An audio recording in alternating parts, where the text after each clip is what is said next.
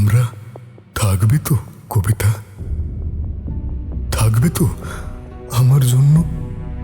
বিশ্বাস করো, এই এই ভিড়ের মধ্যে ভীষণ ভীষণ একা লাগে আমার।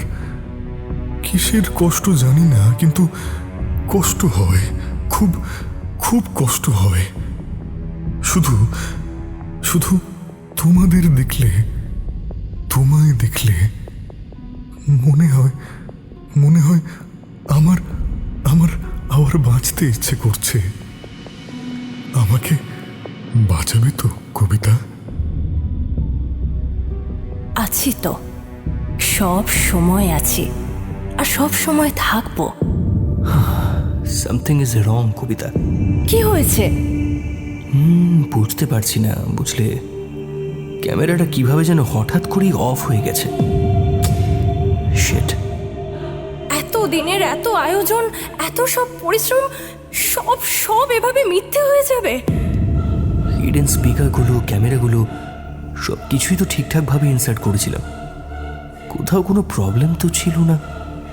দে ওয়ার ওয়ার্কিং প্রপারলি। আরে ভাই, এদিকে কেলেঙ্কারি হয়ে গেছে। তোরা তোরা শিগগির এখানে চলে আয়, কুইক। আসলে কি জানেন তো, অনেকদিন পরে সেই পুরনো শিরে ভাবটা আবার অনুভব করতে পারছি। খেলার সেই থ্রিলটা একটু একটু করে ফিরে আসছে আবার। না, আদ্রিত চ্যাটার্জি পালিয়ে যায়নি। আদ্রিত চ্যাটার্জি পালায় না কোনোদিন।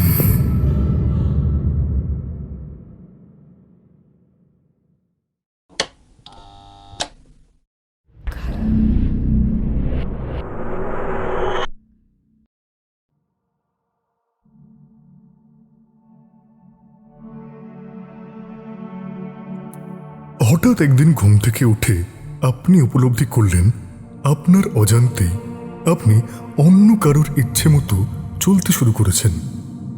আপনার ইচ্ছের বিরুদ্ধে গিয়েই আপনি তার সবকিছুকে সমর্থন করছেন, মেনে নিচ্ছেন।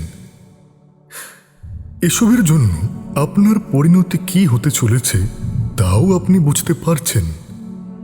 কিন্তু সব জানা সত্ত্বেও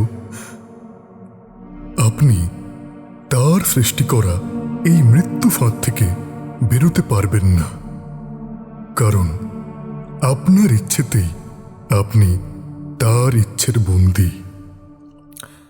ঠিক কেমন হয় ব্যাপারটা? ভৌতিক বাঙালিতে আজ শুনবেন শ্রী দাশগুপ্ত রচিত সাইকোলজিক্যাল থ্রিলার তোমার খেলার পুতুল। গল্পটিতে মানব মস্তিষ্কের জটিল কার্যপদ্ধতি নিয়ে নানান বর্ণনা রয়েছে। একজন সোশিওপ্যাথ সিরিয়াল কিলার কিভাবে ভাবনা চিন্তা করে, সমাজকে দেখে, নিজের শিকারকে বশ করে, তা নিয়েই আমাদের আজকের এই গল্প। গল্পটির দ্বারা বাস্তব সমাজের একটি নোংরা দিককে আমরা তুলে ধরার চেষ্টা করেছি মাত্র।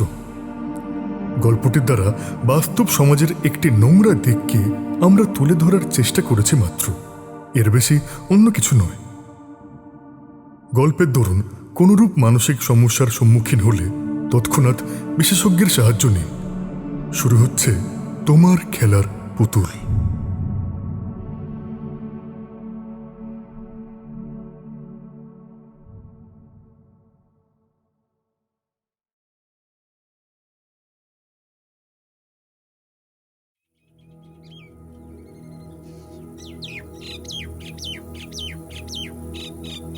ওর চিবুকের কাছটাতে সকালের নরম রোদ এসে পড়েছে। এলোমেলো চুলগুলোর কয়েক গোছা খানিকটা যেন বেখেয়ালি লুটোপুটি খাচ্ছে ওর সমস্ত কপাল জুড়ে। ওর লালচে আপেলের মতো ঠোঁট জোড়া এখন ঈষৎ প্রসারিত। ও হাসছে, হাসলে ওকে আরো সুন্দর দেখায়। আমি জানি ও আমাকে পছন্দ করে। এই হাসি, চোখের এই ভাষা, ইশারার এসব আলতো হাতছানি আমার ২৭ বছরের জীবনে নতুন কিছু নয়। এই মুগ্ধতা আমার বহুদিনের পরিচিত। বরং বলা ভালো, এটা আমার কাছে অত্যন্ত প্রিয় একটা খেলা, মাই ফেভারিট গেম। স্যার, ওই গানটা আরেকবার শোনাবেন? আমি মৃদু হাসলাম ওর কথায়। ও চোখ নামিয়ে নিল। ওর গালে হালকা সিঁদুর ছুঁয়ে গেল কি? না, কোনো ভুল নেই। আচ্ছা, এমন অনুরোধ আমি আগেও শুনেছি কি? হ্যাঁ, শুনেছি তো, অবশ্যই শুনেছি। আসলে এইসব মেয়েগুলো বড্ড বোকা হয়, অন্তত আমার অভিজ্ঞতা তো তাই বলে। আমার যাদের সান্নিধ্যে আসার সৌভাগ্য হয়েছে, নাকি যাদের দুর্ভাগ্য তাদের আমার কাছে টেনে এনেছে বলবো। তবে যাই হোক না কেন, মোটের উপর কথাটা হলো তারা কেউই তেমন চালাক ছিল না কোনোদিন।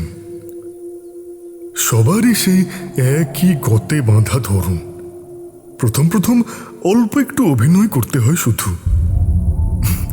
একটু আধটু হাসি, সামান্য একটু কনফার্ম দেখানো, দু চারটে গদগদ ভাষণ, বড় জোর খুব বেশি হলে ওই একটু উইমেন এম্পাওয়ারমেন্ট, সোশ্যাল ইস্যুস নিয়েও দু চার কলম লিখে দাও নিজের সোশ্যাল মিডিয়ার পাতায়। তারপর আর কি, পতঙ্গ যেভাবে ভিড় করে আসে আগুনের চারপাশে, ঠিক সেভাবেই এরা ঘিরে ধরবে তোমায়। Now the game is in your hands. তুমি ঠিক যেমনটা চাইবে, যেভাবে চাইবে, তোমার সাজানো কলের পুতুল ঠিক সেইভাবেই নাচবে। Isn't it interesting? আমি গিটারটা তুলে নিলাম, আবার দেখলাম ওর চোখেও সেই একই আকুতি লেগে আছে, দহনের আকুতি। আমি পড়তে পারছি ওর চোখের ভাষা। ও স্বেচ্ছায় ওর সমস্ত অস্তিত্বকে আমার করে দিতে চাইছে। প্রতি মুহূর্তে তিলে তিলে একটু একটু করে নিজেকে শেষ করতে চাইছে। কেউ যদি নিজের ইচ্ছে নিজেকে উৎসর্গ করতে চায়, তাহলে আমি তাকে বাধা দেওয়ার কে? ভীষণ ফুরফুরে লাগছে মনটা। আজ প্রায় 1 বছর পরে আবার এই শিকারের খেলাটা শুরু করতে যাচ্ছি। বুঝতে পারছি শিকার এক পা করে নিজে নিজে এগিয়ে আসছে শিকারের দিকে। কি শান্তি! উফ, কি সুন্দর এই মুহূর্তগুলো, কি অপূর্ব মোহময়। গান শেষ করে ওদের দিকে তাকালাম আমি। ওরা 3 জনেই জোরে হাততালি দিয়ে উঠল। তবে ওর চোখ যেন তার থেকেও বেশি কিছু বলতে চাইছে। আমি জানি, আমি বুঝতে পারি। আপনার জন্য একটা জিনিস বানাচ্ছি স্যার, পরের ক্লাসে নিয়ে আসবো। ভাস্কর ছেলেটা বেশ মিশুকে, আমাকে খুব ভালোবাসে। ওর হাতের কাজ অসম্ভব ভালো। কি সুন্দর মূর্তি, শোপিস, ফুলদানি বানায়। মাঝে মাঝেই সাথে করে আমার জন্য নিয়েও আসে সেসব। তাই আজ আর ওর কথায় অবাক হলাম না। হেসে বললাম, কি জিনিস আবার? ভাস্কর সলজ্জ ভঙ্গিতে মাথা নাড়ল। তারপর অবিকল বাচ্চাদের মতো করে বলল, ওটা বলা যাবে না sir, it's a surprise. Surprise? কিসে সারপ্রাইজ? কি আছে? এবারে ভাস্করের সাথে সাথে কিন্নর নামের ছেলেটাও গলা মেলালো।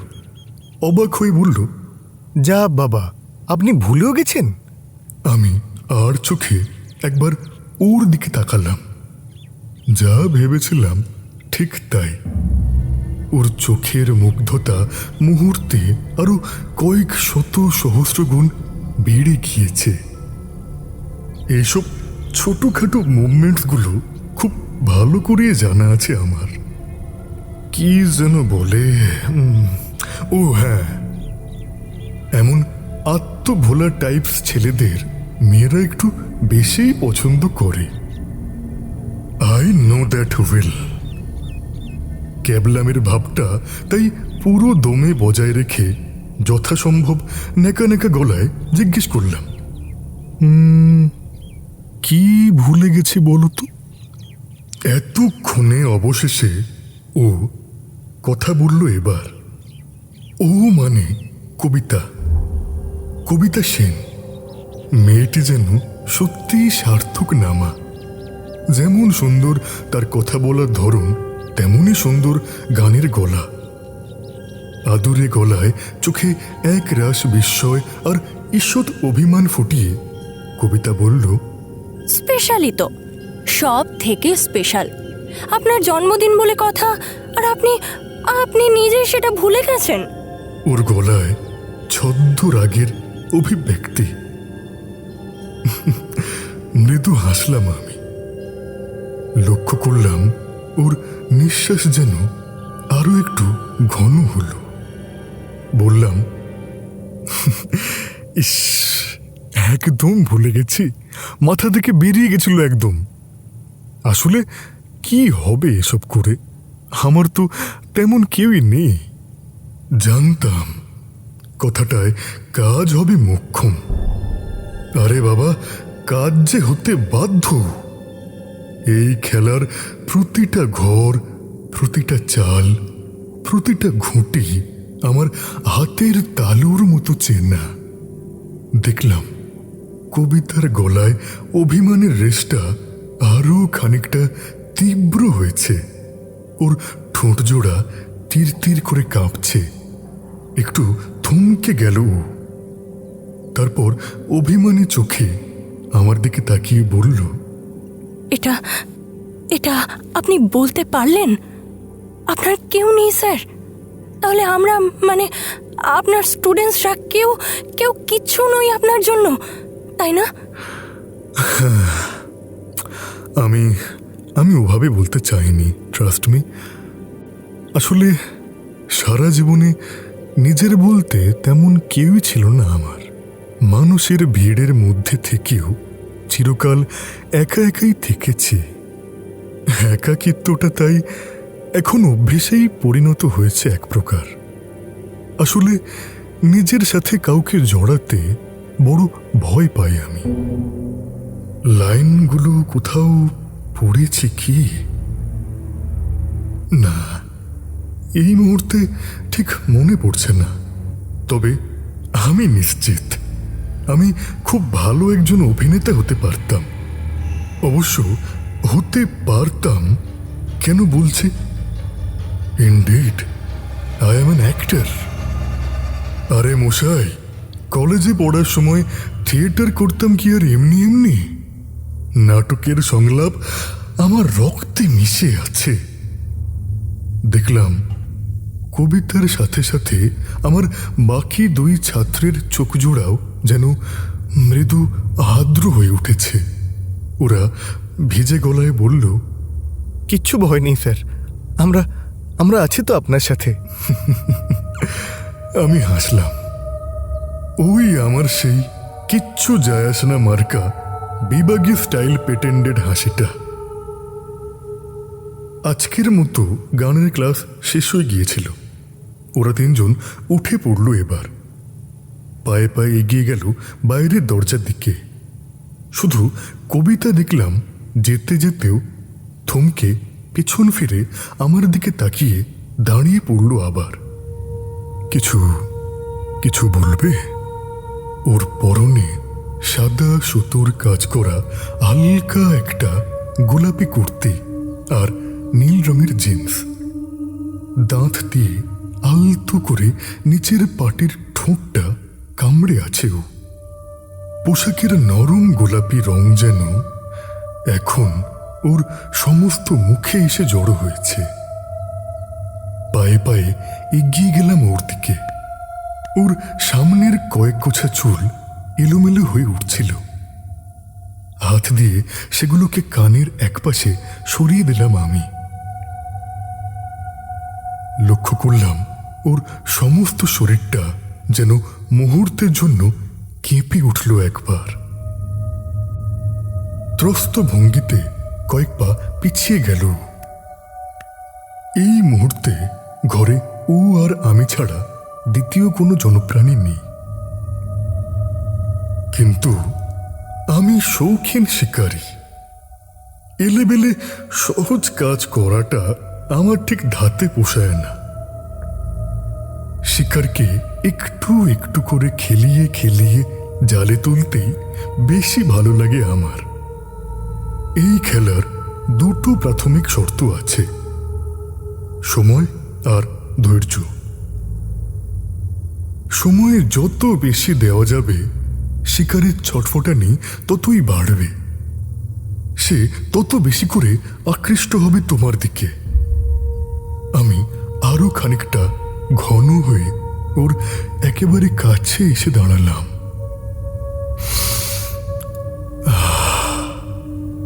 ওর চুলের গন্ধ, পারফিউমের ছোঁয়া আমাকে আমাকে পাগল করে দিচ্ছে।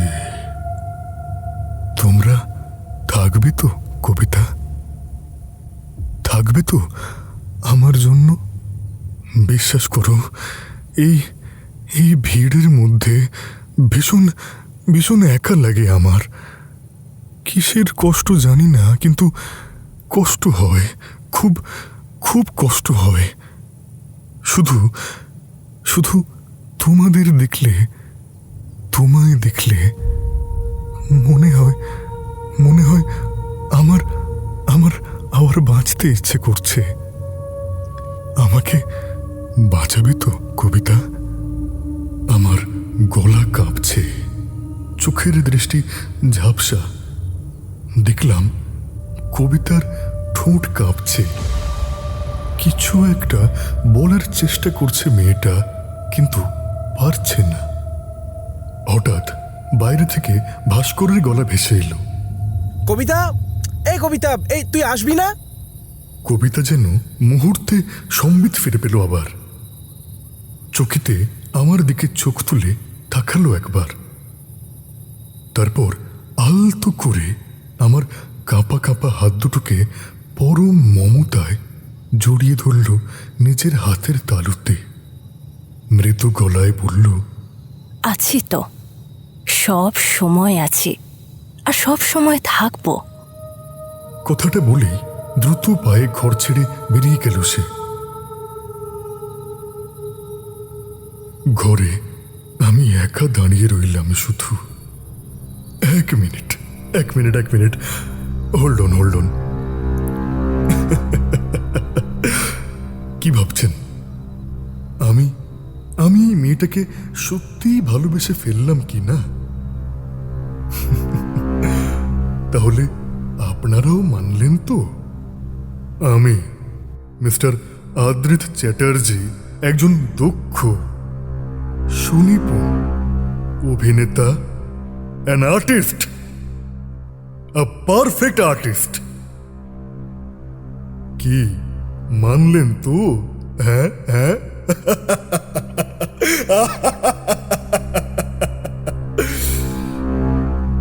পকেট থেকে রুমালটা বের করে চোখ দুটো মুছে নিলাম। এসব চোখের জল টল ভীষণ হেকটিক ব্যাপার। চশমাটা ঝাপসা হয়ে যায় বারবার। আছি তো, সব সময় আছি, আর সব সময় থাকবো। ঠিক এভাবেই 1 বছর আগে আরো একজন বলেছিল আমায়। ইনফ্যাক্ট থাকার জন্যে ইনসিস্ট করছিল ভীষণ। বড় বেশি উদ্গ্রীব হয়ে পড়েছিল বেচারি। ভেবেছিল ওসব বাচ্চা টাচ্চার ইমোশনস দেখে গলে যাব আমি। কি কি কি কি কি কি যেন বলেছিল? হ্যাঁ, গুড নিউজ, ব্লাডি ইডিয়ট। আমার এই আদ্রিত চ্যাটার্জির কিনা গলার কাঁটা হতে চাইছিল। হ্যাঁ, কত বড় সাহস! অবশ্য তার মাসুলও দিতে হয়েছে তাকে। যাক সে কথা। এই খেলায় পুরনো লাভ কিংবা লোকসানের কথা মনে রাখলে চলে না। After all it's a game. এটা আমার জন্যে এক ধরনের গ্যামলিং। কিন্তু এই খেলায় হেরে যাওয়াটা কখনোই বিশেষ পছন্দ নয় আমার। এখানে সেটাই হবে যেটা আমি চাইব, কারণ here I am the boss. এই খেলার আমি রাজা, দ্য লর্ড। কেউ আমাকে ছেড়ে যাবে এই ব্যাপারটা আমি ঠিক মেনে নিতে পারি না, জানেন? আরে আমাকে কেউ ছেড়ে গেলে আমি নিজের জীবন পর্যন্ত দিয়ে দিতে পারি। কি বিশ্বাস হচ্ছে না তো? কিন্তু আপনাকে বিশ্বাস করতে হবে, করতেই হবে বিশ্বাস। আপনি যখন হোয়াটসঅ্যাপ স্ট্যাটাসে আমার শেষ কথাগুলো পড়বেন, জীবনের প্রতি আমার চূড়ান্ত বিতৃষ্ণার কথা জানবেন। ফোন কলে আমার কাতর দীর্ঘশ্বাস শুনবেন। এমনকি হয়তো আমাকে হসপিটালাইজড হতে কিংবা ট্রমার জন্য একের পর এক প্রেসক্রিপশন ওয়াইজ ডিপ্রেশন পিলস নিতে দেখবেন। You have to believe, you damn will. কিন্তু এসবে বড় পরিশ্রম হয়, জানেন তো? আসলে মানুষকে যন্ত্রণা দেওয়াটাও একটা আর্ট, একটা শিল্প।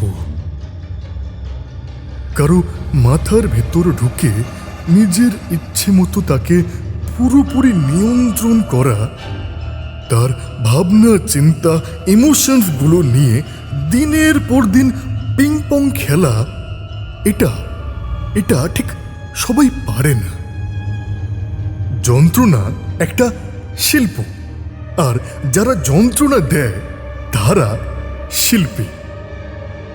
ভালোবাসা নামক তুলির এক একটা নিপুণ আঁচড়ে খুব সাবধানে নিজের শিল্পের কারুকার্যকে ফুটিয়ে তুলতে হয় এখানে। এ অনেক সাধ্য সাধনার ফল, সবার দ্বারা সম্ভব নয়। এই ডিপ্রেশনের অন্ধকারটাকে বিশ্বাসযোগ্যভাবে নিজের মধ্যে ফুটিয়ে তোলা, এত ভারী ভারী টাচি রচনা লেখা, মেলা খাটনি হয়ে সবে। কিন্তু I am the only one here who is a player. এই খেলাটা আমার। এখানে সেটাই হবে যেটা আমি চাইব। 1 বছর আগেও তো তাই হয়েছিল। উফ, না না না না না না না, ভাববো না।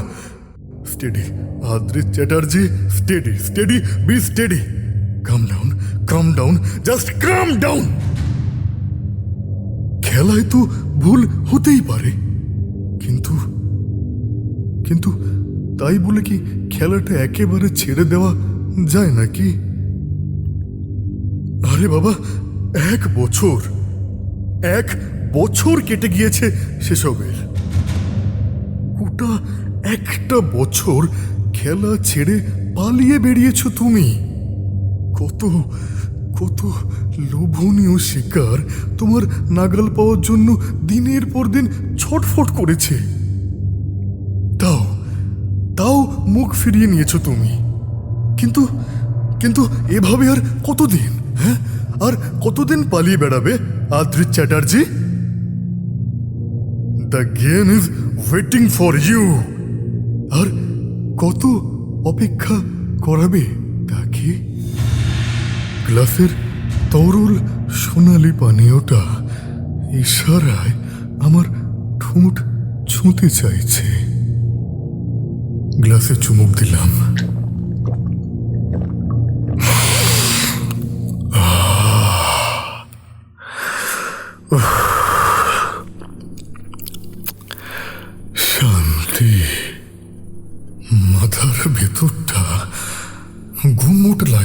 ভীষণ। হুইস্কিটা খেয়ে এবারে অনেকটা হালকা লাগছে আবার। চোখ বন্ধ করে চেয়ারে এলিয়ে দিলাম শরীরটা।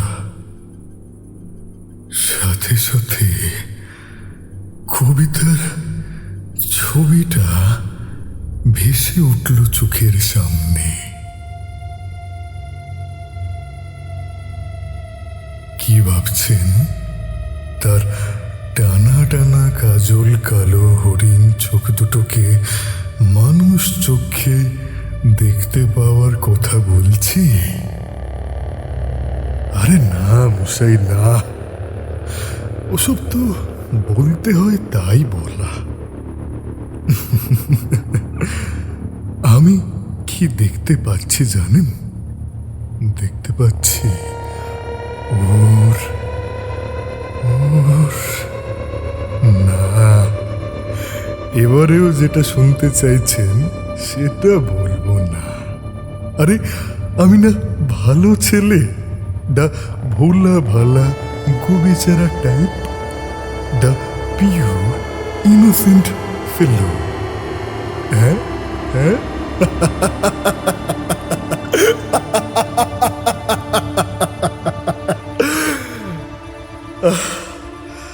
আসলে কি জানেন তো, অনেকদিন পরে সেই পুরনো শিরে শিরে ভাবটা আবার অনুভব করতে পারছি।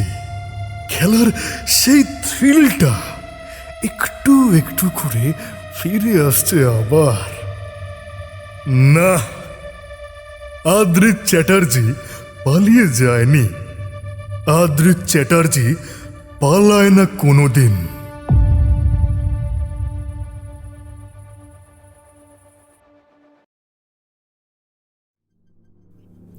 Happy birthday, sir! Wish you many years of birthday!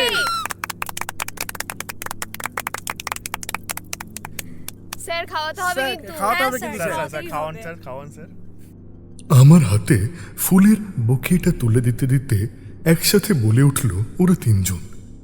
ওরা মানে কবিতা, ভাস্কর আর কিন্নর, আমার গানের ক্লাসের 3 প্রিয় স্টুডেন্ট। 1 বছর আগের সেই ঘটনাটার পর শিলিগুড়িতে থাকার রিস্কটা আমি ঠিক নিতে পারিনি আর। যদিও জানতাম কিছু হবে না, কারণ প্রমাণ কিছুই ছিল না। ইনফ্যাক্ট কিসের প্রমাণ? That was just a plain case of suicide.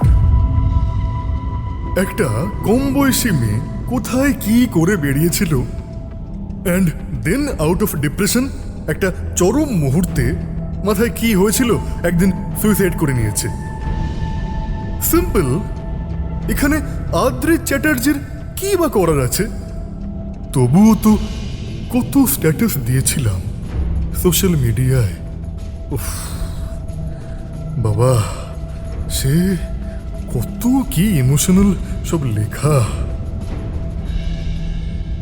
এই বয়সের মেয়েদের মেন্টাল হেলথ, ডিপ্রেশন, একাকিত্ব এসব নিয়েও কি কম লিখেছিলাম তখন? ওখানে থাকলেও কিছুই হতো না। বাট তাও অকারণ রিস্ক নেওয়াটা আমার একেবারেই পছন্দ নয়। অ্যাকচুয়ালি আমি না ভীষণ সাদা সিধে একটা মানুষ। ঝুট ঝামেলা এসব কিছু থেকে অনেক দূরেই থাকি সবসময়। তাছাড়া কি জানেন তো, লং টার্মে খেলতে হলে না একটু সাবধানে খেলাই ভালো। আরে বাবা, অনেক দূর যেতে হলে ধীরে সুস্থেই যাওয়া উচিত। সে আমাকে ভীতু, গাধা, ইডিয়েট যা ইচ্ছে ভাবো, আমি তো বলেইছি আমি হলাম গিয়ে ছা পোষা গোবেচারা টাইপ, দ্য পিওর ইনোসেন্ট ফেলো। যাই হোক, মুদ্রা বিষয়টা হলো আস্তানা আমি পাল্টেছিলাম। অফিসে বলে কয়ে ট্রান্সফার নিয়ে চলে এসেছিলাম জলপাইগুড়ির কাছে এই প্রায় অখ্যাত ছোট্ট আধা মফস্বল শহরটায়। জায়গাটা সুন্দর, বেশ ছিমছাম, কোথাও কোনো উপদ্রব নেই। দিন কতক কাজকর্ম নিয়ে কাটিয়েছিলাম বটে, কিন্তু আমি হলাম গিয়ে শিল্পী মানুষ। একটু গিটারের টুংটাং, বিকেলের পড়ন্ত রোদে মিশে যাওয়া একটু আধটু মন মাতাল করা গানের সুর, এসব না হলে কি আমার চলে নাকি? এই দেখুন না, কথার মধ্যেও ওই কাব্য টাব্য ঠিক চলেই আসে আমার। সে আপনি আমাকে যা ইচ্ছে বলতেই পারেন, কিন্তু আমার মধ্যেকার শিল্পী সত্তাটাকে সত্যি বলতে আপনিও কিন্তু অস্বীকার করতে পারবেন না একেবারেই। তো যেটা বলছিলাম, দিন কতক কাজকর্ম নেই থাকার পর এই গানের ক্লাসটা শুরু করেছিলাম একদিন। তাছাড়া এসব গান, গিটার, কবিতা এগুলো থাকলে আমার কাজটাও একটু সহজ হয়। কোন কাজ? ওই শিকারের কাজ। প্রথম তেমন একটা লোকজন আসতে চাইতো না। তারপর একটু পরিচিতি বাড়তে 2-4 জন করে আসতে শুরু করলো। তবে সবার মধ্যে এরা 3 জনই আমার সব থেকে ফেভারিট। আসলে ওরাই আমার প্রথম স্টুডেন্টস, তাই এখনো ওদের ক্লাসটা আলাদাই করাই আমি। ওরা 3 জন একই কলেজে পড়ে, ভালো বন্ধু। তবে শুধুই বন্ধু, অন্য কিছু নয়। সেটা কবিতার আমার দিকে তাকানোর ধরন দেখেই বুঝেছি। Thank you so much, thanks a lot. ওদের দিকে তাকিয়ে মৃদু হেসে বললাম আমি। আজ আর গানের ক্লাস করতে হয়নি আমায়। আমার জন্যে নাকি কিসব অ্যারেঞ্জমেন্টস টেন্টস করেছে ওরা। ভাস্কর এসেই বলল, স্যার আজকে কিন্তু ক্লাস করব না। আজকে আপনাকে একটা জায়গায় নিয়ে যাব স্যার। আমরা সবাই মিলে আপনার জন্য একটা হেভি সারপ্রাইজ প্ল্যান করেছি। কি সারপ্রাইজ? স্যার, আগে থেকে বলা যাবে না। সেটা জানার জন্যে আপনাকে আমাদের সাথে যেতে হবে। আরে আরে আরে আরে কি করছো? আরে পড়ে যাব তো। আরে এবার তো চোখটা খুলো ভাস্কর, কিন্নর। আরে আর একটুখানি স্যার, এই প্রায় এসেই গেছি আমরা। কথাটা বলার প্রায় মিনিট 3 পর শেষ পর্যন্ত আমার চোখ খুলে দিল ওরা। একসাথে সমস্বরে চেঁচিয়ে উঠল, সারপ্রাইজ! চোখ খুলে হাসি মুখে কিছু একটা বলতে যাচ্ছিলাম, কিন্তু আমার হাসিটা মাঝপথে থেমে গেল হঠাৎ। এটা আমাকে কোথায় নিয়ে এলো ওরা? সেই একই রকম সবুজ ঘাসের গালিচা পাতা লন, সেই এক মোরাম বিছানো সরু রাস্তা, গাছের গায়ে জড়ানো ছোট ছোট হলুদ টিমটিমে আলো, আর সেই একরকম বেঞ্চ। এক মুহূর্তের জন্য মনে হলো কেউ যেন আমাকে 1 বছর আগের সেই শিলিগুড়ি শহরটায় পৌঁছে দিয়েছে আবার। শেষবারের মতো ওখানেই তো ডেকেছিলাম তাকে। তারপর না, কেন এসব ভাবছি আমি? মাত্র মিনিট 20 হাঁটা পথে কি এখান থেকে শিলিগুড়ি পৌঁছানো সম্ভব কখনো? আবার বেশি ভেবে ফেলছি আমি। Relax Adrit Chatterjee, relax, just cool down. আরে বাবা, একই রকম দেখতে 2টো জায়গা হতে পারে না নাকি? তাছাড়া বেশিরভাগ রেস্টুরেন্ট, কটেজ, লজ এগুলো অনেক সময়তেই প্রায় একই ধরনের হবে। কি হলো স্যার, জায়গাটা পছন্দ হয়নি আপনার? কবিতার কথায় চমক ভাঙল আমার। নিজের অপ্রস্তুত ভাবটা যত সম্ভব ঝেড়ে ফেলে বললাম, না না, পছন্দ হবে না কেন, ভীষণ পছন্দ হয়েছে। Once again thank you guys for this pleasant surprise. সত্যি বলছি, আমার জন্য এভাবে এতটা কেউ কখনো করেনি। এখনই সারপ্রাইজের কি দেখলেন স্যার? আরে এই তো সবে শুরু, আরো অনেক কিছু দেখার বাকি আছে স্যার। আরে আপনি শুধু দেখতে থাকুন। ওদের সাথে সাথে লালচে পাথরের মোরাম বিছানো সরু রাস্তা ধরে এগিয়ে চললাম সামনের দিকে।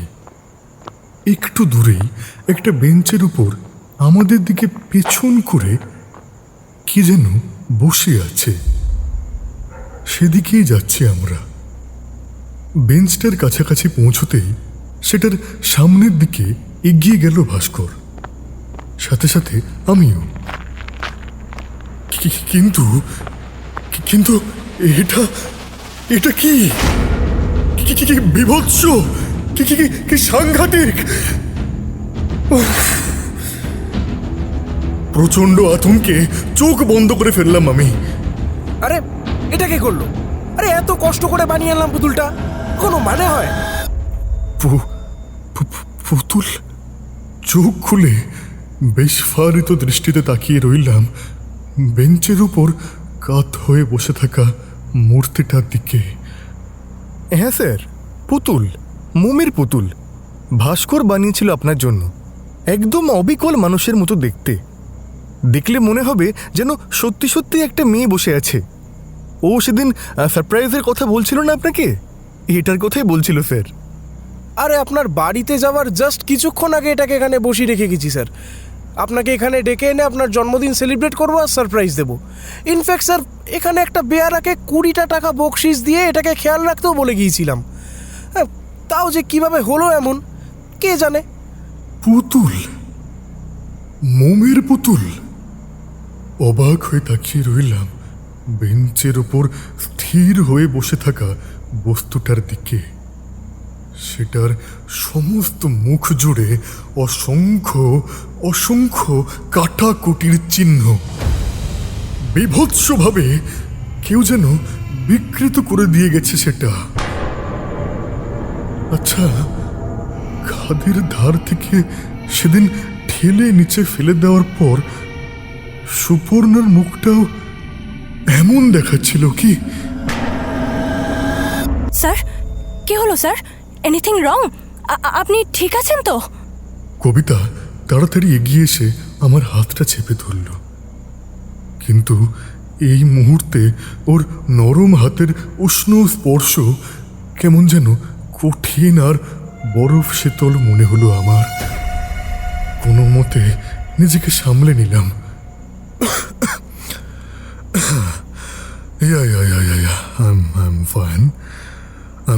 আমি ঠিক আছি। আপনি কিছু চিন্তা করবেন না স্যার, আমি 2-1 দিনের মধ্যে পুতুলটাকে পুরো মেরামত করে আপনার কাছে নিয়ে যাব আবার। বরং এখন আসুন স্যার, আপনার জন্মদিনের কেকটা কাটা যাক। ঘুম ভাঙল কলিং বিলের শব্দে। আজ সানডে, অফিস ছুটি, তাই রাতে বেশ খানিকটা দেরি করেই ঘুমিয়েছিলাম। কাল ভেবেছিলাম বেলায় উঠব, কিন্তু এই সকাল সকাল কে এলো আবার? হাই তুলতে তুলতে বিছানা ছেড়ে নেমে এলাম। বারান্দায় এসে দরজার দিকে এগোতে এগোতে ঘুম জড়ানো গলায় জিজ্ঞেস করলাম,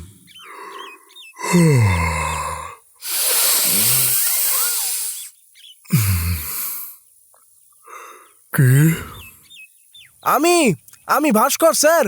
ভাস্কর? এত সকাল সকাল? কি ব্যাপার? মনে মনে একটু অবাকই হলাম। সেদিনের সেই ঘটনাটার পর ওদের সাথে আর ক্লাস ছিল না আমার, তাই দেখাও হয়নি আর। সামনের মঙ্গলবার আবার ক্লাসে আসার কথা আছে ওদের, কিন্তু এত সকাল সকাল ভাস্কর হঠাৎ কি মনে করে? দরজা খুললাম, দেখলাম ভাস্কর দাঁড়িয়ে আছে, কিন্তু ওর সাথে এটা কি? প্রায় 1 মানুষ লম্বা একটা কিছুকে মোড়কে ঢেকে নিয়ে এসেছে ও। জিনিসটার ভারে বেচারা সোজা হয়ে দাঁড়াতে পর্যন্ত পারছে না। আরে আরে আরে, তুমি তো ঘেমে গেছো একদম। এসো এসো এসো এসো, ঘরে এসো। আর এটা এটা কি? আপনার গিফটটা স্যার, খুব সাবধানে সাইকেলে বসিয়ে নিয়ে এলাম কোনো মতে। গিফট মানে? কিসের গিফট? কোন গিফট? আরে ভুলে গেলেন নাকি স্যার? আরে ওই যে পুতুলটা সেদিন দেখলেন, আরে এই যে স্যার, এই যে আমি পুরো মেরামত করে নিয়ে এসেছি স্যার। চকিতে সবটা আবার মনে পড়ে গেল আমার। আর সেই সাথে কেন জানি না একটা দম বন্ধকর চাপা অস্বস্তি হঠাৎ ঘিরে ধরল আমায়। আরে এসবের আবার কি দরকার ছিল? তাছাড়া যেটা নষ্ট হয়ে গেছে। আরে ও নিয়ে আপনি কিচ্ছু চিন্তা করবেন না স্যার, এ হলো ভাস্কর গুপ্তের হাতের কাজ। সব ঠিক করে দিয়েছি একদম। আরে আপনি এদিকে এসে দেখুন না একবার। দেখবো? কি কি দেখবো আবার? সেই বিকৃত বিভৎস মুখটা যেন কয়েক সেকেন্ডের জন্য হঠাৎ আমার চোখের সামনে ভেসে উঠল আবার। তবুও যেন কি একটা ঘোরের মধ্যে এগিয়ে গেলাম সোফাটার কাছে। সে হাসি হাসি মুখে তাকিয়ে আছে আমার দিকে, শান্ত নিষ্পলক দুটো চোখ।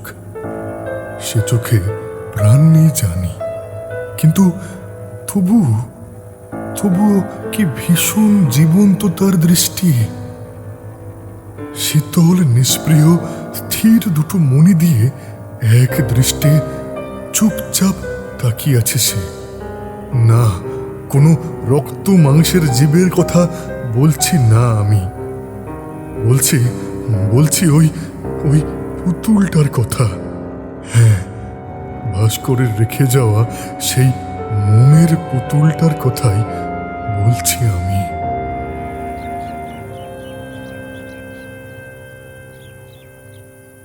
সকালে ভাস্কর চলে যাওয়ার পর আর ঘুম আসেনি আমার। ঘুমটা ঠিক মতো না হওয়ার কারণেই হোক কিংবা অন্য যে কোনো কারণেই হোক, মাথার ভেতরটা কেমন যেন ভার হয়েছিল। হাত মুখ ধুয়ে ফ্রেশ হয়ে রান্নাঘরে গিয়েছিলাম একটু কফি তৈরি করব বলে। কফির কাপ হাতে রান্নাঘর থেকে বেরিয়েই আবার চোখ পড়ল পুতুলটার দিকে। সেই একই ভঙ্গিতে সোফার উপর বসে আছে চুপচাপ। দূর থেকে হঠাৎ এক ঝলক দেখলে মনে হয় ঠিক যেন একটা 19-20 বছরের যুবতী মেয়ে। কেমন যেন অদ্ভুত একটা মায়া আছে মুখটায়। এমন মায়া সুপর্ণার মুখেও কখনো দেখেছিলাম কি? আবার আবার আবার সেই এক কথা ভাবছে। নিজের উপর খানিকটা যেন বিরক্ত হয়ে পুতুলটার সামনের সোফাটায় গিয়ে বসলাম। কফির কাপে চুমুক দিতে দিতে আর চোখে তাকালাম পুতুলটার দিকে। হঠাৎ ভারী ভারী অদ্ভুত একটা কথা মনে হলো আমার। মনে হলো পুতুলটা যেন হাসছে, যেন আমার দিকে তাকিয়ে নিঃশব্দে হাসছে ওটা। আচ্ছা, সুপর্ণাও কি এভাবেই হাসত? এমন শীতল অথচ গভীর নৈশব্দের হাসি। বারবার বারবার সুপর্ণার কথা কেন ভাবছি আমি? কেন পুতুলটাকে দেখলেই ওর কথা মনে পড়ে যাচ্ছে আমার? সেটা কি শুধুমাত্র সেদিনের সেই ঘটনাটার জন্য, নাকি পুতুলটার সাথে আরো কোনো সাদৃশ্য আছে ওর? কিন্তু কি সাদৃশ্য? আছে আছে আছে, সাদৃশ্য সাদৃশ্য আছে। এত এত গুরুত্বপূর্ণ জিনিসটা, এত গুরুত্বপূর্ণ মিলটা কিভাবে ভুলে গেলাম আমি? হ্যাঁ, তিল। হ্যাঁ, সুপর্ণারও চিবুকের ওপর ঠিক ঠিক এমনই ছোট্ট একটা তিল ছিল, খুদে কাঁচ পোকার মতো লালচে একটা তিল, ঠিক যেমনটা যেমনটা এই পুতুলটার আছে। অবিকল অবিকল সেরকম।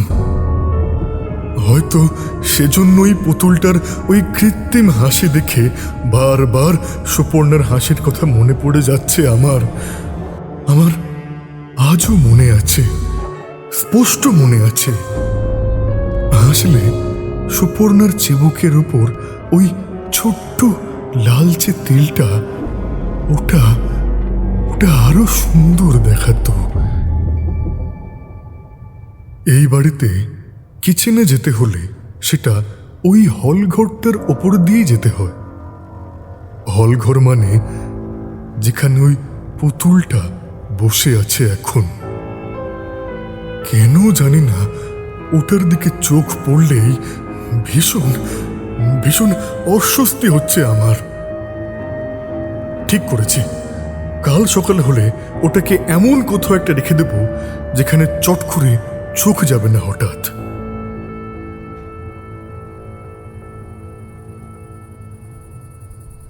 শুয়ে শুয়ে কখন যে ঘুমিয়ে পড়েছিলাম ঠিক মনে নেই। রাত এখন কটা হবে কে জানে।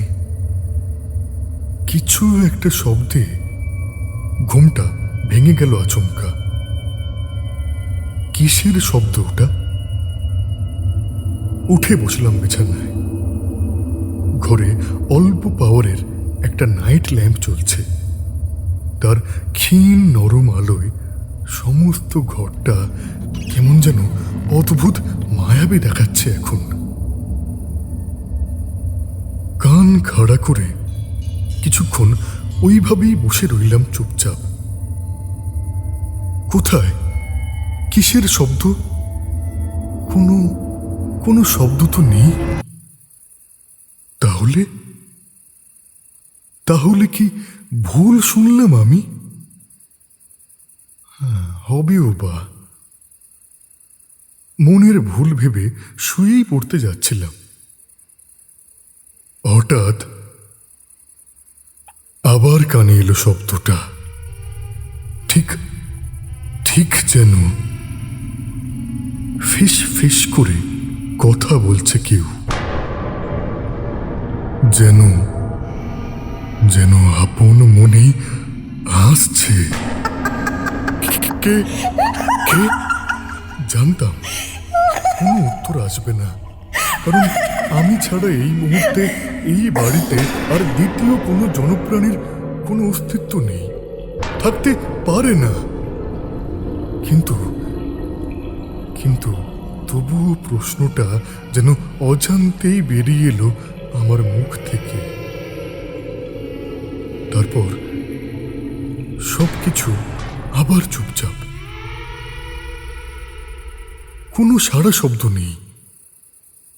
তাহলে কি আবারও ভুল শুনলাম আমি? কিন্তু না, ভুল নয়। ওই তো কে যেন কথা বলছে না। পায়ে পায়ে নেমে এলাম বিছানা ছেড়ে। মনে হলো শব্দটা হলঘরের দিক থেকে আসছে। বাড়িতে কোনো চোর টোর ঢোকেনি তো আবার? সতর্ক পায়ে এগিয়ে গেলাম হলঘরের দিকে। খেয়াল করলাম শব্দটা এখন আর কানে আসছে না। সমস্ত হলঘরটা মিহি অন্ধকারে ঢেকে আছে। অন্ধকার অন্ধকার সহ্য হয় না আমার। তাড়াতাড়ি ঘরে ঢুকে দ্রুত হাতে হলঘরের আলোটা জ্বালিয়ে দিলাম। কিন্তু কোথায় কি কেউ কেউ তো নেই। সমস্ত ঘরটা খা খা করছে, কোথাও কিচ্ছু নেই। শুধু শুধু ঘরের এক কোণে সোফার উপর পাথরের মূর্তির মতো স্থির নিশ্চল হয়ে বসে থাকা ওই ওই পুতুলটা ছাড়া। পুতুলটার ঠোঁটে লেগে আছে সেই এক অদ্ভুত হাসি, যেন যেন আমার দিকে তাকিয়েই নিঃশব্দে হাসছে সে। কেন জানি না বেশিক্ষণ তাকিয়ে থাকতে পারলাম না ওটার দিকে। চোখ সরিয়ে নিলাম আমি। মনে হলো পুরনো সেই চাপা অস্বস্তিটা একটু একটু করে আবার ঘিরে ধরছে আমায়। আবার শুয়ে পড়ব বলে হল ঘরের আলোটা নিভিয়ে শোয়ার ঘরের দিকে পা বাড়ালাম আমি। আর ঠিক তখনই ডাকটা কানে এলো আমার। অদ্রিত, অদ্রিত।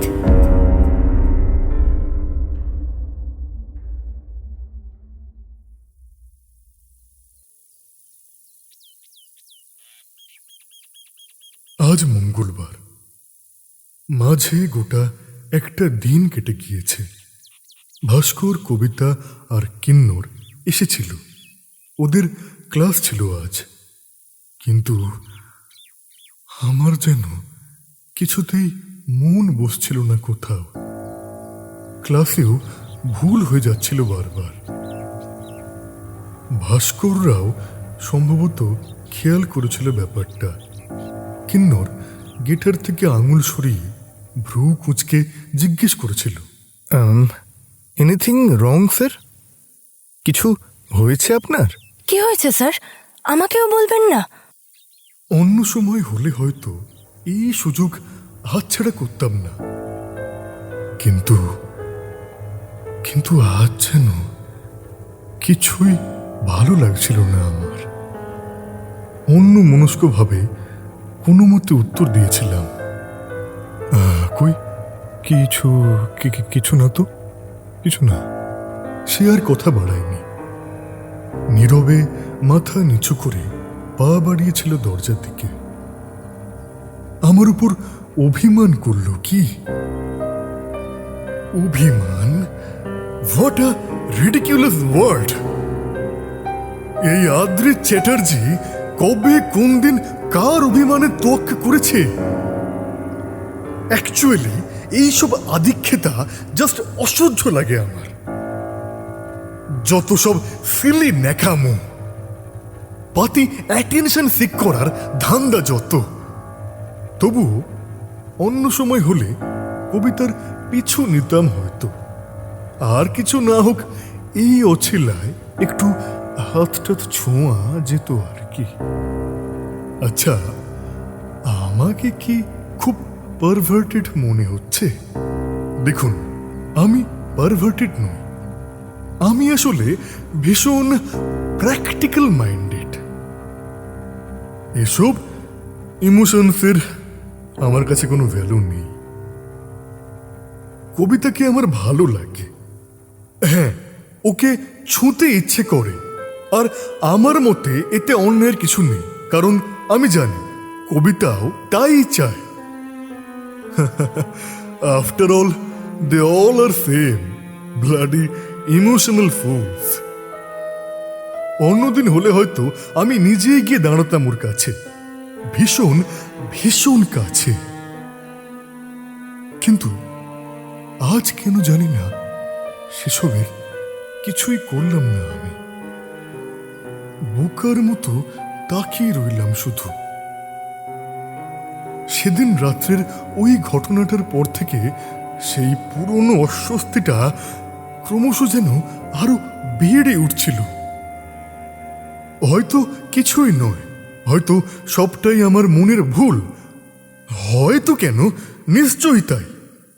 কিন্তু তবুও যেন ওই পুতুলটার অস্তিত্ব কিছুতেই সহ্য হচ্ছিল না আমার।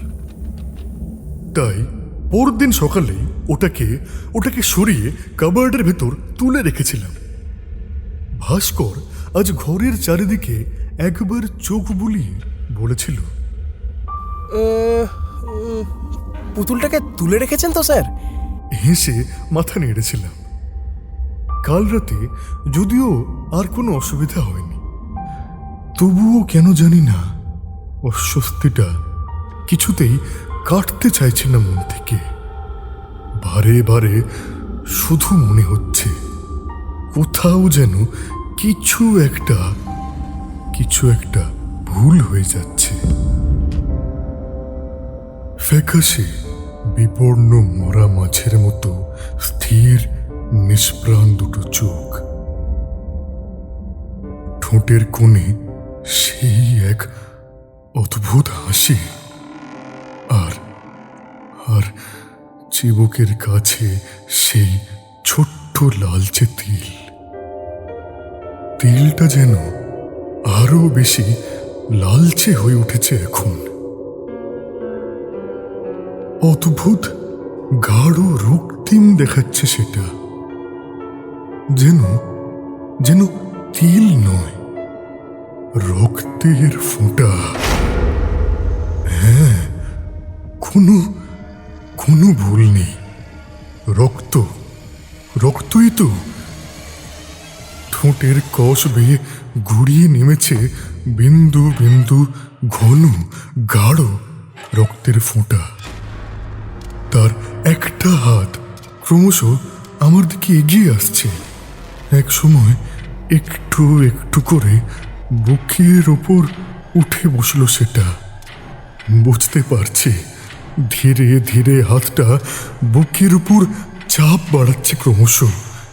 তার তীক্ষ্ণ ধারালো নখগুলো চেপে বসতে চাইছে আমার চামড়ায়।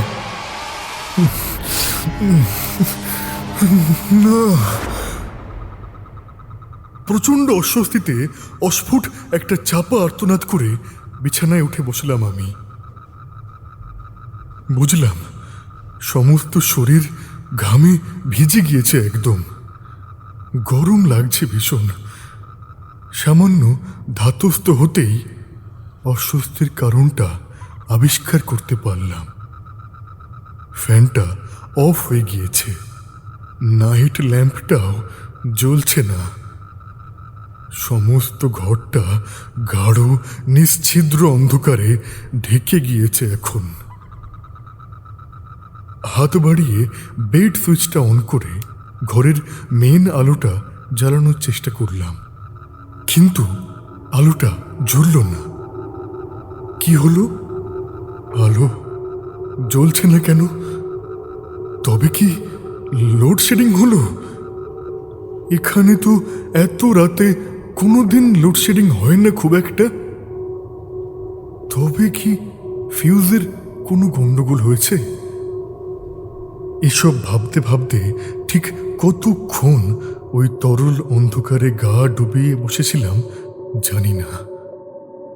হঠাৎ খেয়াল হলো শরীরের ভেতরের সেই চাপা গুমোট অস্বস্তিটা যেন আরো বেড়ে উঠেছে এখন। ছোট থেকেই নিক্টোফোবিয়া আছে আমার, অন্ধকারের প্রতি ভয়। পুরোপুরি অন্ধকারে খুব বেশিক্ষণ বসে থাকতে কিছুতেই পারি না। দম বন্ধ হয়ে আসে আমার। বেশ বুঝতে পারলাম একটু একটু করে অন্ধকারটা জাঁকিয়ে বসতে চাইছে আমার উপর। কোনো মতে হাতড়ে বিছানার উপর থেকে নিজের মোবাইল ফোনটা উদ্ধার করলাম, ফ্ল্যাশটা অন করলাম। নরম সাদা আলো এসে পড়ল দেওয়ালে। সেই আলোয় একটু যেন ধাতস্থ হলাম। কিন্তু এতে কি হবে? সারা রাত এই অন্ধকার বাড়িতে একা একা কিভাবে কাটাবো আমি? রান্নাঘরে এক প্যাকেট মোমবাতি রেখেছিলাম সম্ভবত। দরকার হয় না বলে ব্যবহার করা হয়নি। ঠিক করলাম রান্নাঘর থেকে দুটো মোমবাতি জ্বালিয়ে এই ঘরে নিয়ে আসব। যদি ফিউজে কিছু সমস্যা হয় তবে সেটাও চেক করে নেওয়া যাবে একবার। বাড়ির একদম পাশেই লাগোয়া মিটার ঘর। বিছানা ছেড়ে নেমে এলাম আমি। অদ্রিত, অদ্রিত, একটা ঠান্ডা বরফের ছুরি যেন মুহূর্তে আমার শির দাঁড়া ছুঁয়ে গেল। কে কে কে কে কে কে হাসছে? কে হাসছে এমন করে? এই এই হাসি তো একজনই হাসতে পারত, কিন্তু কিন্তু সে তো অদ্রিত, অদ্রিত, কে কে কে আছো এখানে? কে কে? আমায় চিনতে পারছো না অদ্রিত? তুমি তুমি আমায় চিনতে পারছো না?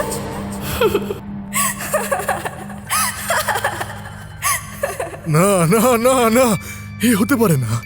কি করে হবে? সে সে এখানে কি করে আসবে? কি করে এখানে আসবে সে? না না, কেন অদ্রিত? তোমার সুর বুঝি আসতে পারে না তোমার কাছে? সু অস্ফুট আর্তনাদের মতো শব্দটা বেরিয়ে এলো গলা থেকে। এই নামটা তো 1 বছর আগে আমার জীবন থেকে চিরতরে মুছে দিয়েছি আমি। চিরতরে মুছে দিয়েছি।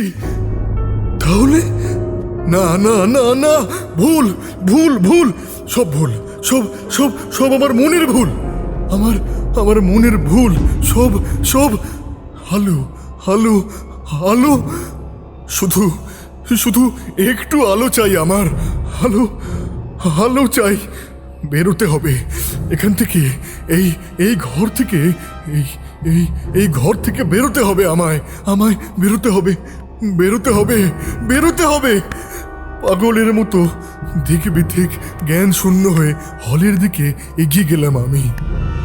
কোথায় যাচ্ছ অদ্রিত? আমায় ছেড়ে আবার কোথায় চলে যাবে মিস্টার হ্যান্ডসাম? মিস্টার হ্যান্ডসাম শব্দটা যেন তীরের মতো আমার কানে এসে বিঁধল আচমকা। দীর্ঘ 1 বছর পর আবার শুনলাম ডাকটা। এক মুহূর্তের জন্য ছেঁড়া ছেঁড়া কয়েকটা অস্পষ্ট ছবি চোখের সামনে ভেসে উঠল হঠাৎ। এই নামে তো একজনই ডাকতো আমায়। কি হলো, জবাব দেবে না আমায়? বলো বলো, আমায় ছেড়ে কোথায় যাবে আবার? কোথায় যাবে তুমি? সে হাসছে। সমস্ত বাড়ির প্রতিটা রন্ধ্রে রন্ধ্রে যেন একটু একটু করে গেঁথে যাচ্ছে সেই পৈশাচিক হাসির সুর। ও কি বিভৎস, কি কুৎসিত সেই হাসির শব্দ। না না না না, দু হাতে নিজের মাথা চেপে ধরে পাগলের মতো চিৎকার করে উঠলাম আমি। দম বন্ধ হয়ে আসছে আমার। টলোমলো পায়ে কোনো মতে এগিয়ে গেলাম দরজার দিকে। কিন্তু কিন্তু এ কি? দরজাটা খুলছে না কেন? পাগলের মতো ক্রমাগত ধাক্কা দিতে লাগলাম দরজার পাল্লাটার গায়ে। Hello hello hello, anybody there? Please help, please help, please. Hello. সেই মুহূর্তেই হঠাৎ আমার মনে হলো কেউ যেন নিঃশব্দে আমার ঠিক পিছনে এসে দাঁড়িয়েছে। মুহূর্তের জন্য হঠাৎ স্থির হয়ে গেল আমার সমস্ত শরীর। কে? কিন্তু না, আর কোনো শব্দ নেই। সবকিছু যেন হঠাৎ করেই শান্ত হয়ে গেল একদম। কোথায় কোথায় সে হাসির শব্দ? কিচ্ছু কিচ্ছু তো নেই। সবকিছু একদম একদম স্বাভাবিক, যেন কিচ্ছু হয়নি কোথাও। একটা আশ্চর্য নৈশব্দের আবরণ যেন মুহূর্তে ঢেকে দিল আমার চারপাশ।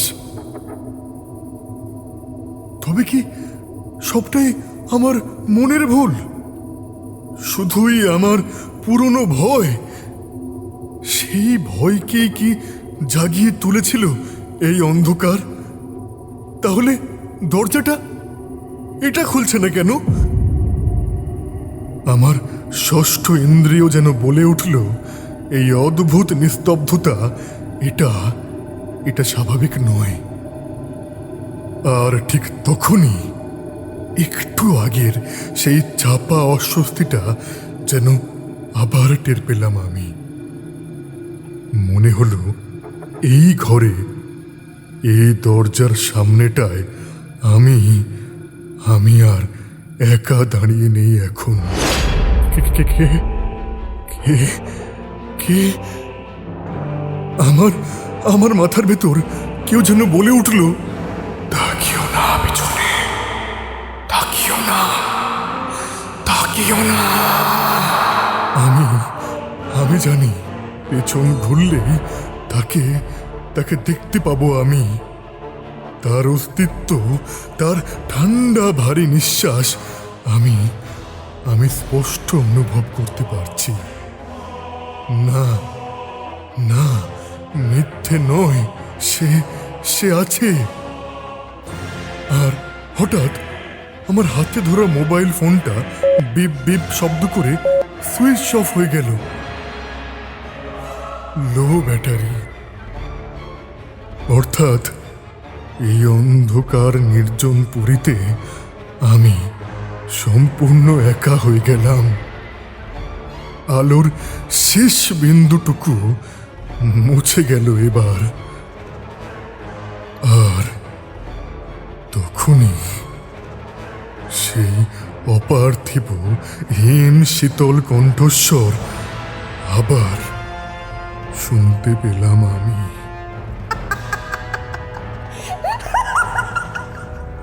অদ্রিত,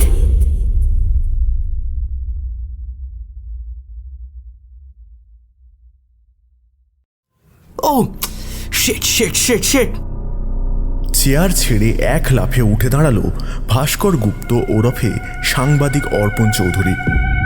কি রে, কি হলো? ঘরে ঢুকেই ওর দিকে তাকিয়ে ভ্রু কুঁচকে প্রশ্ন করে কবিতা। তার চোখে মিশে আছে ঈষৎ সংশয় আর উদ্রেকের ছাপ। বাইরে একটু একটু করে সবেমাত্র ভোরের আলো ফুটতে শুরু করেছে এখন। আলতো কুয়াশা মাখা ঘুমের নরম চাদর মুড়ি দিয়ে শুয়ে আছে সমস্ত শহর, কিন্তু ওদের চোখে ঘুমের লেশ মাত্র চিহ্ন লেগে নেই কোথাও। পরিবর্তে কি একটা উৎকণ্ঠার পর্দা যেন ঘিরে রেখেছে ওদের। অর্পণের কপালে কয়েকটা মৃদু ভাঁজ ফুটে ওঠে। ভীষণ অস্থির দেখাচ্ছে তাকে। চিন্তিত গলায় সে বলে, সামথিং ইজ রং কবিতা। কি হয়েছে? কথাটা বলেই অর্পণের টেবিলের দিকে 2 পা এগিয়ে আসে কবিতা। অর্পণ হাতের ইশারায় সামনের টেবিলের উপরে রাখা ল্যাপটপ স্ক্রিনটার দিকে নির্দেশ করে। আগের মতোই উদ্বিগ্ন গলায় বলে, বুঝতে পারছি না, বুঝলে ক্যামেরাটা কিভাবে যেন হঠাৎ করেই অফ হয়ে গেছে। শিট। কবিতা স্ক্রিনের উপর প্রায় ঝুঁকে পড়ে জিজ্ঞেস করে, সে কি? কি হলো হঠাৎ? তবে কি ও বুঝে গেছে সবটা? কবিতার গলায় চাপা উত্তেজনার রেশ স্পষ্ট হয়ে ওঠে এবার। অর্পণ কোনো উত্তর দেয় না।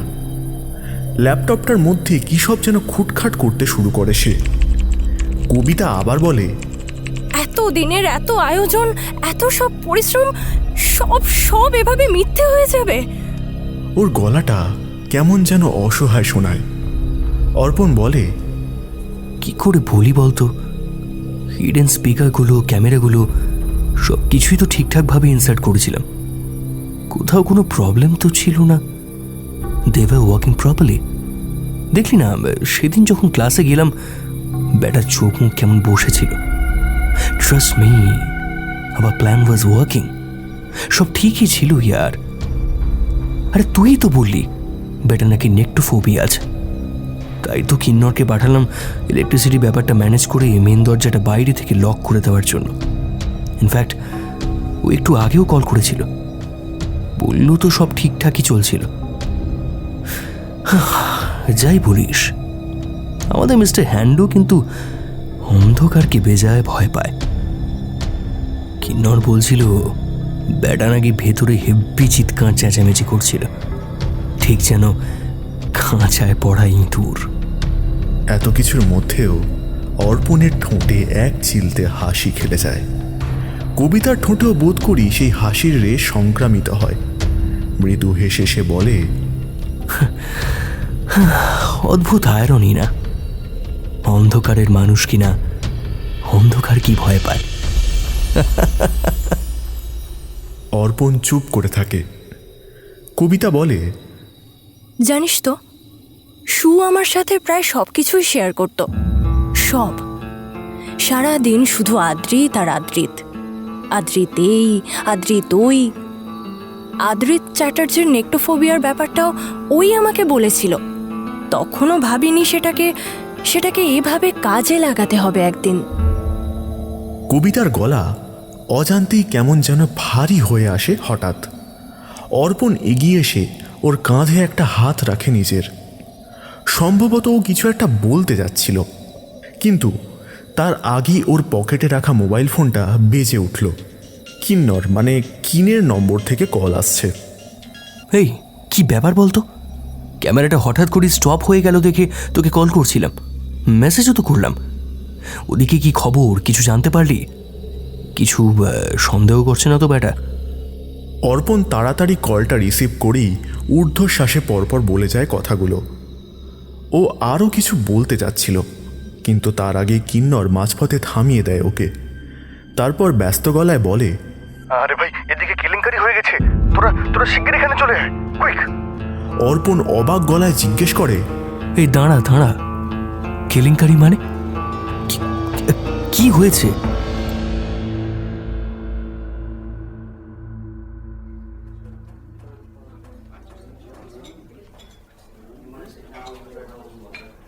ব্যাপারটা যে এত দূর যাবে সেটা তো ঠিক আগে থেকে বুঝতে পারিনি। আচ্ছা, আগুনটা এমন আচমকা লাগলো কিভাবে বলতো? সেদিনের সেই ছোট্ট রেস্তোরাঁটায় মুখোমুখি বসেছিল ওরা তিনজন। প্রায় মাস 6 ধরে এ শহরে কাটানো অজ্ঞাতবাসের আজই শেষ দিন। এতদিনের সমস্ত অভিনয় ছেড়ে এবারে যে যার নিজেদের জীবনে ফিরতে হবে ওদের। অর্পণের কথায় মাথা নাড়ে কিন, চাপা গলায় বলে, আমি মনে হয় মিনিট 15 আগে পর্যন্ত এসেও সব কিছু ঠিকঠাকই দেখে গেছিলাম সেদিন। কোথাও কিচ্ছু ছিল না। হঠাৎ কি যে হলো, তুই মেসেজ করলি ক্যামেরা নাকি শাটডাউন হয়ে গেছে। তারপরেই ব্যাপারটা কি সেটা বাইরে থেকে একবার দেখতে এসেই দেখি চোখের সামনে গোটা বাড়িটা দাউ দাউ করে জ্বলছে। এমনিতেই সময়টা ছিল ভোর রাত, লোকজন সব যে যার বাড়িতে কম্বল মুড়ি দিয়ে দিব্যি ঘুমোচ্ছে। যতক্ষণে ব্যাপারটা জেনে সবাই ছুটে এলো ততক্ষণে সব শেষ, কিচ্ছু অবশিষ্ট ছিল না আর, সব একেবারে পুড়ে ছাই। কথাটা খুব ব্রুটাল শোনাবে হয়তো, বাট প্র্যাকটিক্যালি দেখতে গেলে এতে একদিক থেকে আমাদেরই সুবিধা হয়েছে খানিকটা। নাহলে আগুন যদি মাঝপথে নিভে যেত তাহলে ওই সমস্ত ক্যামেরা, স্পিকার পুলিশের হাতে পড়লে কোথাকার জল কোথায় গড়াতো কে জানে। পুলিশ তো বলছে সুইসাইড, ইচ্ছে করেই গ্যাস বার্নারের ওপর মাথা রেখে নাকি।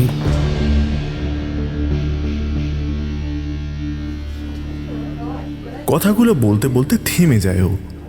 তারপর খানিক অন্যমনস্ক গলায় বলে, তবে জানিস তো, আমার কিন্তু কেন জানি না কিছুতেই বিশ্বাস হচ্ছে না কেসটা। কিছু একটা গন্ডগোল হচ্ছে কোথাও। আসলে এরকম একটা পারভার্টেড শয়তান যে হঠাৎ করে সুইসাইড করতে পারে, এই ব্যাপারটাই না আমার ঠিক হজম হচ্ছে না ভাই। হতে পারে extreme level of anxiety, guilt feeling, অথবা ভয় থেকেও হওয়াটা অস্বাভাবিক কিছু নয়। কিন্নর কাঁধ ছাকায়।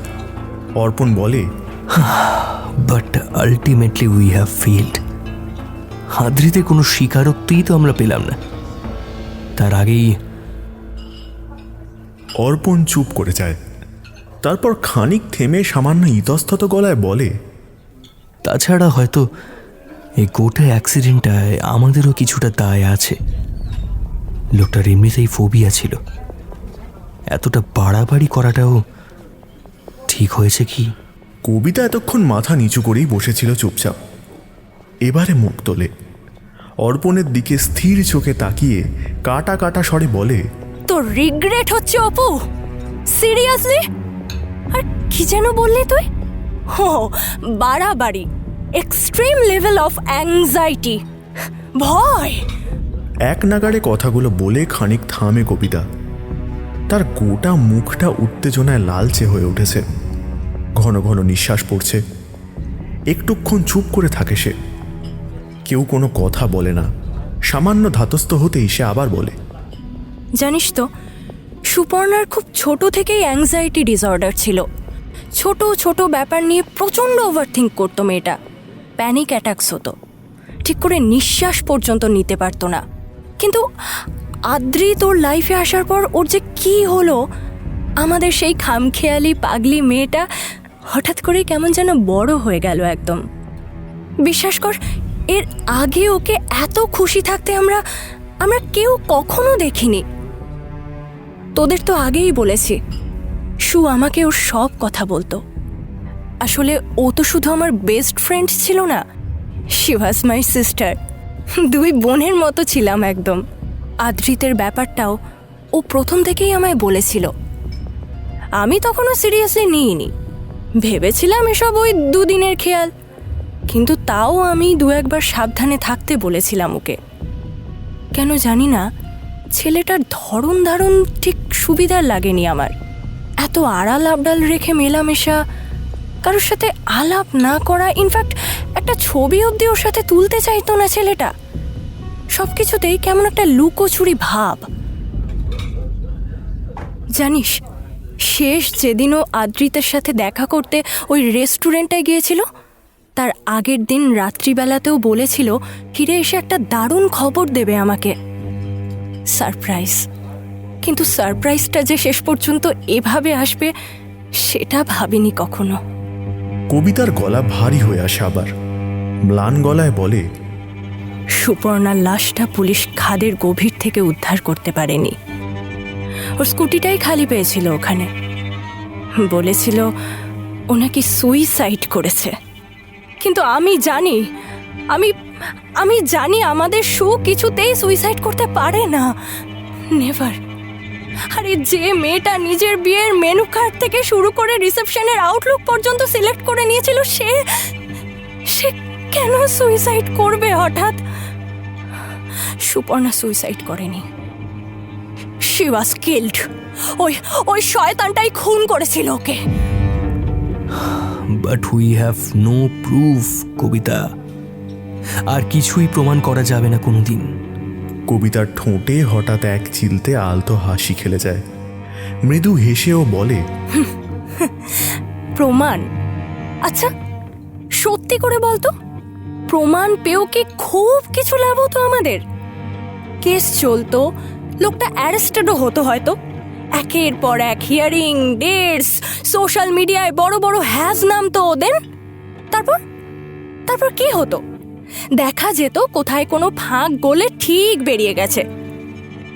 সবাই সুন্দর ভুলেও যেত একদিন সবকিছু। দেন আবার সেই এক খেলা, আবার অন্য কেউ, অন্য কোনো শিকার। এটাই তো হয়ে আসছে বরাবর, তাই না? নেহাত আর কোনো রাস্তা ছিল না আমাদের। আমরা এখনো সো কল্ড মানুষ।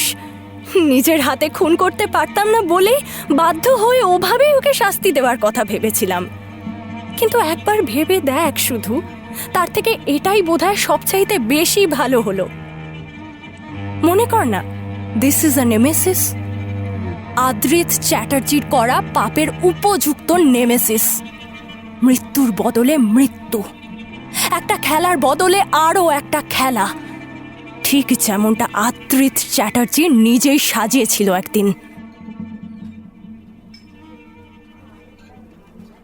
অর্পণ কবিতার হাতে হাত রাখে নিজের। কিন ওদের দিকে তাকিয়ে আলতো হাসে। কবিতা বলে, তোদেরকে কিভাবে থ্যাঙ্কস বলবো আমার না সত্যিই জানা নেই। কিন, অপু, তোরা না থাকলে আমার একার পক্ষে এসব কিছু সাজানো, এগুলো কোনোদিনই পসিবল হতো না, জানিস তো। You guys have proved that আমাদের সোসাইটিতে শুধু আদ্রিত চ্যাটার্জির মতো মানুষ নেই, তোরাও আছিস। আসলে ক্রাইম এই ব্যাপারটাকে না এজ, কাস্ট, সেক্স, রিলিজিয়ন এগুলোর কোনো কিছু দিয়ে ডিফাইন করা যায় না কোনো দিন। আ criminal is always a criminal. তার আর অন্য কোনো আইডেন্টিটি নেই, থাকতেও পারে না। अच्छा मेरी माँ, अब बस कर पगली, रूल आएगा क्या? কথাটা বলেই কবিতার কাঁধে আলতো করে একটা চাপড় মারে কিন্নর। অর্পণ আর কবিতাও হেসে ওঠে ওর কথায়। ধীরে ধীরে টেবিল ছেড়ে লন পেরিয়ে রাস্তার দিকে এগিয়ে যায় ওরা। ওদের পেছনে সবুজ ঘাসের গালিচা পাতা লনে একটা দুটো করে টিমটিমে হলদে বাতি জ্বলে ওঠে। লনের ভেতর রাখা সারি সারি বেঞ্চগুলোর দিকে আর চোখ যায় না ওদের। ওরা খেয়াল করে না সেখানে একটা বেঞ্চে হেলান দিয়ে বসে আছে একটা নিখুঁত মোমের পুতুল। ঘাটটা ঈষৎ কাত হয়ে আছে তার। শান্ত নিষ্পলক শীতল দুটো চোখে হাসি হাসি মুখ করে ওদের মিলিয়ে আসা ছায়ামূর্তিগুলোর দিকেই চুপচাপ তাকিয়ে আছে সে। তার চিবুকের কাছটায় খুদে কাঁচ পোকার মতো ছোট্ট একটা তিল। তিলটার রং ঘন বাদামি, যেন যেন তিল নয়, এক চিলতে কালচে রক্তের ফোঁটা লেগে আছে।